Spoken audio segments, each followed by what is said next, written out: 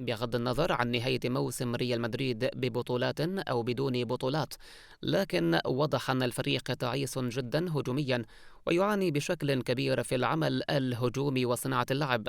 لذلك أصبحت الإدارة مطالبة بالقيام بثلاث أو أربع صفقات لإعادة البهجة لهذا الفريق بجانب بيلينغهام الذي أصبح ضرورة لصناعة اللعب.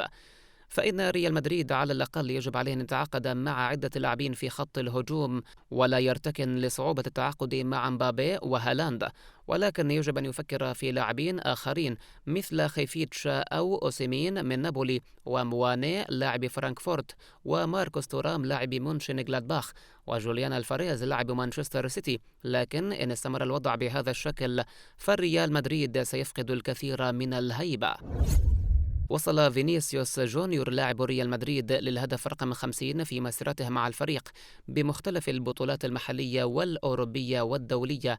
تفاصيل أهداف فينيسيوس 50 مع ريال مدريد: 31 هدفا في الدوري الإسباني، 12 في دوري الأبطال، 5 أهداف في كأس الملك، هدف واحد في كأس السوبر الإسباني، هدف في كأس العالم للأندية. يبدو أن فران كيسيه لا يخطط للرحيل عن فريق برشلونة في الفترة القادمة، كما توارد عبر بعض التقارير حيث يرغب اللاعب في مواصلة مشواره مع القلعة الكتالونية.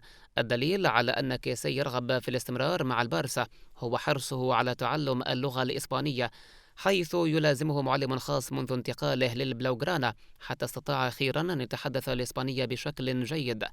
ليتمكن من التواصل مع المدرب تشافي واللاعبين، يذكر أن كيسيه قد شارك مع برشلونة في 12 مباراة بالليغا واستطاع أن يصنع هدفا.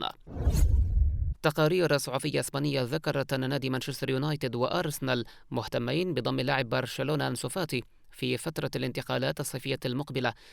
التقارير الآتية من معقل البارسا تقول بأن فاتي يسعى للحصول على دور أكبر ودقائق أكثر، وهو ما يعاني منه منذ أن أتى البولندي روبرت ليفاندوفسكي إلى صفوف البارسا.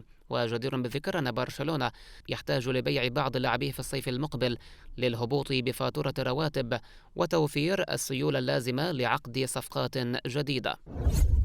خرج ماتياس خورخي شقيق ميسي أسطورة البارسا بتصريحات جديدة ضد برشلونة وخوان لابورتا، حيث قال أن ميسي لن يعود مجددا إلى النادي إلا في حال طرد لابورتا. وقال برشلونة لم يكن معروفا قبل أن يتعاقد مع ليو ميسي ويكتب لهم التاريخ، حينها ازدادت قيمة النادي وشعبيته في العالم. صحيفة الموندو نشرت التالي: تواصلنا مع مكتب ميسي وأكدوا أن رأي ماتياس هو رأي شخصي لا أكثر، ولا يجب أن يتطابق مع الأرجنتيني أو عائلته. تصريحات شقيق ميسي تخصه فقط، وميسي لا يتفق معه فيها.